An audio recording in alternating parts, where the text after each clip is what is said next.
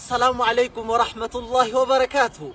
وبليوان كيا الدنيا رفت أتاني نلالدن هذا دام سبريد دويسي كم فيديو كان سيف يدي هذا جلك براغ دوماتي دقيفة دوم إن شاء الله. وانت هذا سيهمو دفع أكاتا نمني تقويو جنابت تدقاتو ترتيبا إن شاء الله فدي ربيتين ترتيبا لفكاية سيهمو فيتو كان فيديو كان جلك براغ دوما هردو في سنجد نمني تقويو جنابي جنابا jechuun namni tokko fakkeenyaaf halkan rafee ispaarmii yookaan bishaan guddaan kun yoo isarraa bu'e takka yookaan jaartii namni qabu jechuudha jaartii ofitti dabalamee yoo jedhe waan kan akkamitti dhiqata ka jedhu adda sii baasa jechuudha. Idan namni janaabaa dhiqatu akkamitti dhiqata jennaan tartiibaan sii hima inshaallah. Tokkoffaa irratti namni janaabaa dhiqatu tokkoffaa wanti gochuun isarra jiru anniyya niyyachuudha. Janaabaa dhiqadha jechuun niyyachuudha jalqaba irratti jechuudha wanti dursu. Lammaffaa isteeppiin lammaffaa namni tokko yoo fincaa'e haa ta'u yookaan yoo gadi taa'e jechuudha istinjaa gochuudha. Fakkeenyaaf yoo fincaa'e qaamumatti fincaa'e kana dhiqata yoo gadi taa'e immoo qaama lachuun dhiqata jechuudha. Istinjaan isinii gala istinjaa godha isteeppii lammaffaa irratti. Isteeppii sadaffaa hoo eega istinjaa godhee deebi'ee maal godha harka isaa dhiqata harka isaa dhiqata. Rasuulli sallallahu alayhi wa sallam duraan biyyee fayyadaman. Maaliif biyyee fayyadamanii foolii yeroo istinjaa ba'an kana fooliin harkarra nama fuudhuu danda'a. Fooliin harkaa kun akka baduuf harka ofii rasuulli fuudhanii biyyee fayyadaman jechuudha.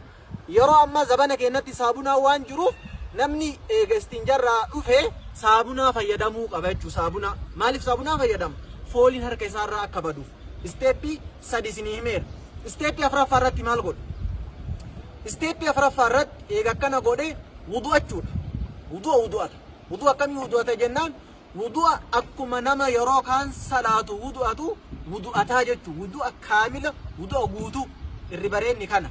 Wudu'a lama jira garuu ka irra bareeda wudu'a guutuu wudu'achuudha jedhan. Isteeppiin afuraffaan kana. Isteeppiin shanaffaa hoo eega wudu'a geeffatee jedhee. Isteeppii shanaffaa irra maal godhaa?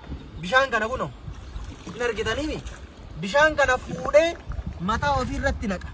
Bishaan kana akkanaa sadi jechuudha.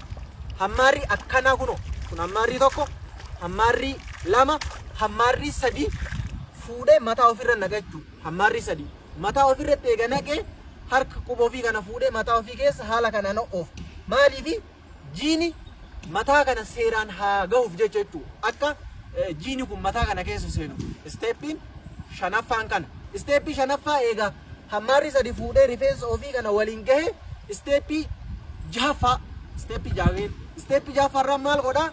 Ammallee bishaan kana akkana fuudhee cinaacha isaa kana garaa mirgaa kanatti akkana naqate jechuudha. Gara mirgaa kanatti akkana naqate. Eegas illee fuudhee gara bitaarratti akkanatti naqate jechuudha. Isteeppii jahaffaa kun. Isteeppii torba genneerra subhaanallah. Isteeppii torbaffaarraa maal godhaa?